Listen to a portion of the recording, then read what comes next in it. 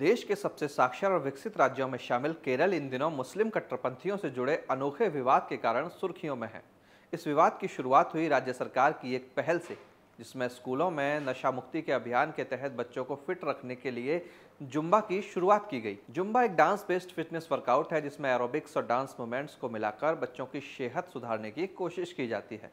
यह कदम बच्चों के स्वास्थ्य की बेहतरी और नशे से दूर रहने की दिशा में एक अहम कदम था, लेकिन कुछ कट्टर मजहबी लोगों ने इसे लेकर विरोध शुरू कर दिया। विरोध करने वालों का तर्क है कि लड़के लड़कियों का एक साथ डांस करना और वह भी कम कपड़ों में होना उनके धार्मिक विश्वासों के खिलाफ है। खासतौर पर विजडम इस्लामिक ऑर्गेनाइजेशन के महासचिव टी.के. अशरफ ने सार्वजनिक तौर पर इस कार्यक्रम को अस्वीकार करते हुए कहा कि उनका बेटा इस सेशन में भाग नहीं लेगा। इस बयान ने विवाद को हवा दी और कई अन्य धार्मिक संगठनों ने भी इसका समर्थन कर दिया। एक मुस्लिम नेता नसर फैजी ने तो इसे अश्लीलता थोपना तक बता दिया है। इसके जवाब में केरल के शिक्षा मंत्री वी शिवनकोट्टी ने एक फेसबुक पोस्ट में छात्र छात्राओं का जुम्बा करते हुए वीडियो शेयर किया है। उनका कहना है कि ऐसी आपत्तियां समाज में उस जहर से भी ज्यादा खतरनाक हैं जो नशे से फैलता है, और कोई भी कम कपड़े पहनने के लिए नहीं कह रहा है। आमतौर पर केरल में सरकार के खिलाफ रहने वाली बीजेपी भी अब खुलकर कट्टरपंथियों के विरोध में आ गई है। बीजेपी नेता वी मुरलीधरन का कहना है कि किसी धार्मिक संगठन की ओर से जारी किया गया फतवा यह तय करने का मापदंड नहीं हो सकता कि एजुकेशन डिपार्टमेंट जुम्बा कराए या ना कराए। पर अब सवाल उठता है कि आखिर हर नई और प्रगतिशील पहल से समाज के कट्टरपंथी तबके को दिक्कत क्यों होती है।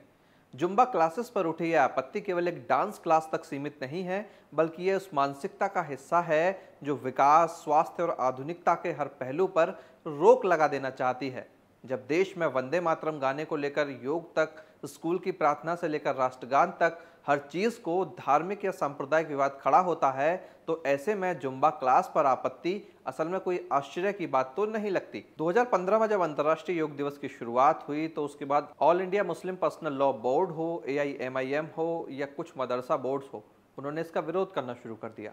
योग को उन्होंने कहा कि यह हिंदू धार्मिक अनुष्ठान है, यानी जो आपकी सेहत के लिए किया जा रहा है, आपकी सेहत की बेहतरी के लिए किया जा रहा है, वो भी हिंदू धर्म से जोड़ दिया गया। सूर्य नमस्कार को लेकर भारी आपत्ति जताई गई, जबकि सूर्य नमस्कार एक शारीरिक व्यायाम है। इसमें कोई धार्मिक क्रिया नहीं करनी थी, कोई धार्मिक अनुष्ठान नहीं करना था, लेकिन सेहत के लिए कुछ काम करना था, और उसे भी हिंदुओं से जोड़ दिया गया। ऐसा ही विवाद स्कूल की प्रार्थनाओं को लेकर हुआ, राष्ट्रगान को लेकर हुआ, वंदे मातरम को लेकर भी हुआ। 2006 में तो राष्ट्रगीत का जब शताब्दी समारोह था, तो इस्लामिक मदरसा है दारुल उलूम ने वंदे मातरम को इस्लामिक विरोधी ही बता दिया, और इस्लामिक विरोधी बताते हुए इसके खिलाफ फतवा जारी कर दिया गया।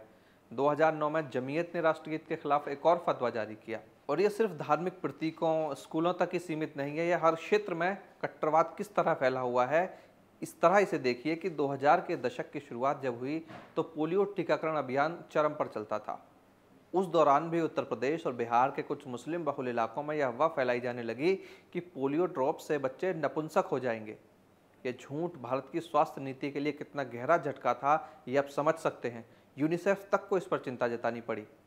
NDTV की 2009 की एक रिपोर्ट थी जिसमें कहा गया कि उत्तर प्रदेश में पोलियो के आधे से ज़्यादा मामले मुसलमानों के हैं, जबकि आबादी में उनकी क्या हिस्सेदारी है, ये आप अनुमान लगाइए। और 2 वर्ष पहले NDTV की रिपोर्ट में कहा गया कि 2 वर्ष पहले यह आंकड़ा जो था वो 70% था, यानी जो 50-50 है वो 70-30 था। तो आप समझिए कि किस तरह कट्टरवादी जो मानसिकता है, जो पोलियो के खिलाफ बयानबाजी कर रहे थे लोग, उन्होंने किस तरह मुसलमान बच्चों के खिलाफ ही, उनके भविष्य के साथ ही खिलवाड़ किया। ये घटनाएं बताती हैं कि धार्मिक कट्टरता जो है वो केवल अब विचारों तक ही सीमित नहीं है, उसे शिक्षा का क्षेत्र हो, स्वास्थ्य का क्षेत्र हो, महिला अधिकारों जैसे मौलिक क्षेत्र भी अब उसकी गिरफ्त में आ गए हैं। जिस तरह की बहसें लगातार 3 तलाक के बाद की गई, जिस तरह की बहसें पहनावे को लेकर की जाती हैं, महिलाओं का इस तरह का पहनावा हो, ऐसा पहनावा ना हो, इस तरह की जो बहसें हैं वो बताती हैं कि धर्म से जुड़े कुछ कट्टरपंथी जो लोग हैं वो किस तरह हर चीज़ को अपने गिरफ्त में करने की कोशिश में जुटे हुए हैं।